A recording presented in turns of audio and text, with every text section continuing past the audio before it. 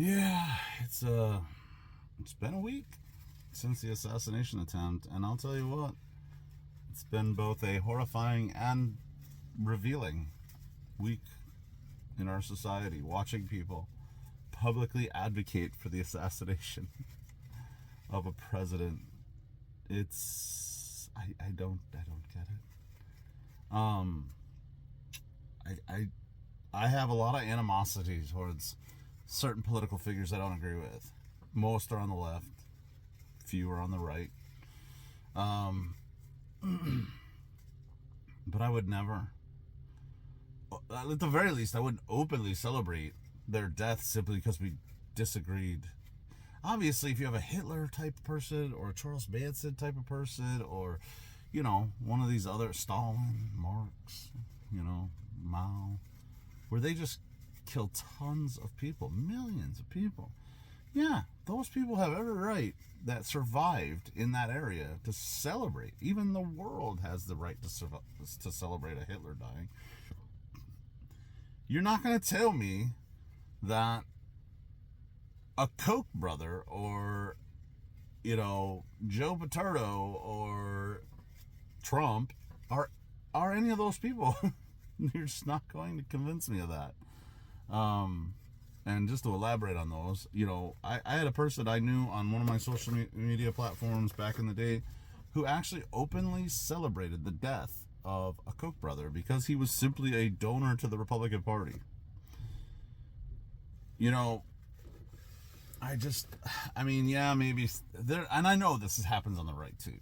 I'm sure when Soros passes, I'm sure there was some nonsense today. I'm sure if Biden passes, that there'll be dumb shit said from the right. So I'm not gonna pretend like there's not some left-leaning side to this craziness. I just wish that as human beings we were a little better. But right now, the topic at hand is the morons that have been advocating for the assassination.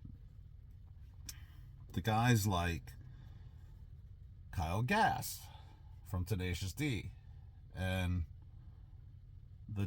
the stupid wish he made, and Jack Black on some level, maybe not as egregious, but he didn't exactly object to the statement. I mean, his body language was not one of outrage or objection. He can say whatever he wants to, but that is not what we saw. John Leguizamo or whatever, that guy, whatever. I mean, yeah, if he slips into another John Wick movie or another movie where somebody's doing amazing things in the movie and he just kind of pops in as a side character, I'll probably see a movie with him in it. If he's the lead, though, I don't think you could pay me enough to watch that guy. It's not like he's a particularly awesome actor anyway. But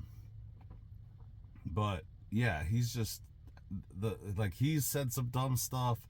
You have local people that have said dumb stuff, political people that said dumb stuff, and it is wild. It is wild. Because I don't advocate for either side saying dumb shit, But we know when certain people pass in this world, from the other side, there'll be idiots on the right side too. So anyway, I think it's just bad. And the biggest offender right now is Destiny. It just is. I mean, that guy is absolutely heinous. I mean, the stuff he's saying is if you're not familiar with TDS, Trump Derangement Syndrome, watch him where somebody is saying something common sense about Trump in support of him, and watch this guy. Watch him interact with people he doesn't agree with. He's not a civil human being. He is, from what I can tell. I haven't watched a lot. I haven't watched any of his debate. I can't believe they call him this great debater. He's.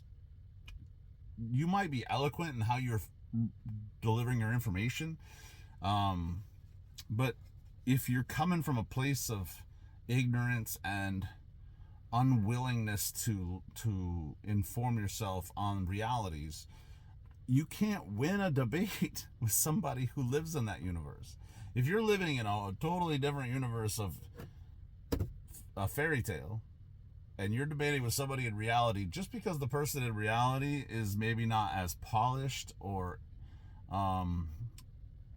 isn't presenting their evidence as fully as they should, doesn't mean you won the debate simply because you came in and pointed to a bunch of shit from your echo chamber that said this was real, and when we all know it wasn't.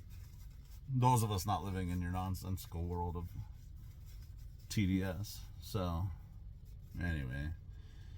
Yeah, so I guess the point of my video is don't be a Kyle. Don't be a Destiny. Don't be a John. Be better. Be a better human being.